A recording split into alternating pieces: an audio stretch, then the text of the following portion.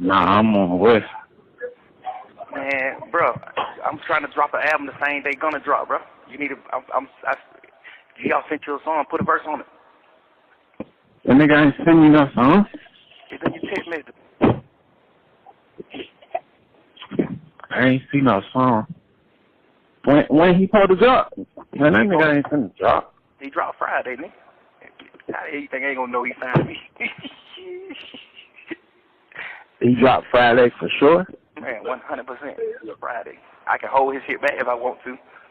If my album don't be ready, I can hold it back. But Drake already sent a song called, the name of my album, I'm going to drop my album on the same day he dropped, and it's called Business is Business. Then I'm going to drop an album the very next week after that. It's going to be a singing album, and it's called Love You Later.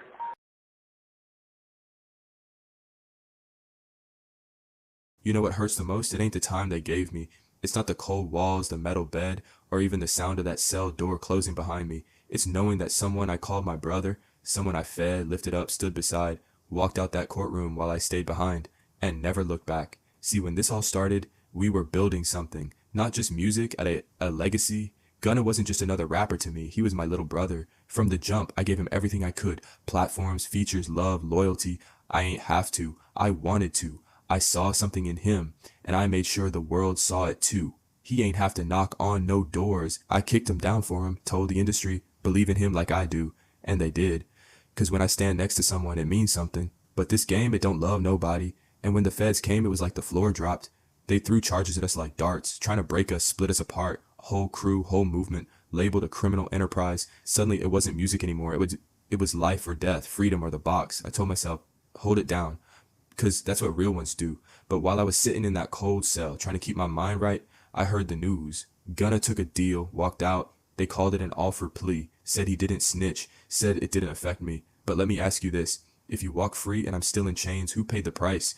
Don't let the legal words confuse you, Garrett. You know what it feel like? It feel like betrayal. Not loud, not dramatic, just quiet, cold, a door closing without a goodbye. He never called me, never checked in, never said, I got you, big bro. He just moved on, dropped music, posted smiles. Meanwhile, I'm in here fighting for my life, fighting to prove I'm more than the image they paint of me, fighting to keep my mind from going dark. I don't hate him, I don't wish him no pain, but I can't lie and say I'm not hurt, because when you really love somebody, when you break bread, share dreams, and call each other brothers, you expect them to ride for you like you ride for them. That's what loyalty is, not when it's easy, not when the camera's on, not when we at the Grammys are flexing in the club, but when the world turns on you, when your name in headlines, when the judge say 30 years.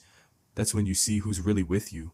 And he wasn't. It's crazy. We make classics together, we change the sound of a generation, but none of that means nothing if the bond behind it ain't real. I sit here every day thinking about what I'd say to him if I ever got the chance, and honestly, I wouldn't yell, I wouldn't curse, I'd just ask him one question. Why? Why didn't you call me? Why didn't you hold it down? Why did you say you loved me, then choose yourself the moment things got hard? Maybe he got his reasons, maybe he thought it was the only way, maybe the pressure got too heavy. You gotta portray a certain thing, a certain image. Woo woo. You saying these words. You saying goddamn this and that. You saying this when you first get out of jail. You saying all this shit. Then the video come out. Then it's just like, but this what the world got to start doing, Bank, including you. We got to start putting ourselves in people's shoes. That's why I said, if you were him, knowing everything that you know, what would you say? I probably would do the same thing, not say shit, because I'm knowing my man. I don't want to say nothing to the internet or to nobody else. I know that nigga don't want to hear this shit. No, but you got to understand, the way you put it is almost like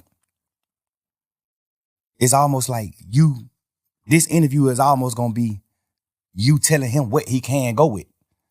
We ain't talking about that. We talking about fuck none of that. Nah, cause you got to think. Like, you got to think. If he's sitting around saying like, damn, I'm telling him what he can go with. His move, his next move. We ain't talking about that. It's cool. I tell him his next move because I'm just a nigga like that. Like, I don't want to see no nigga down. I tell a nigga move. Bro, do this. You fucked up, but you can do this right here. You can do this. Okay, all right. We just saying man to man. Let me say this.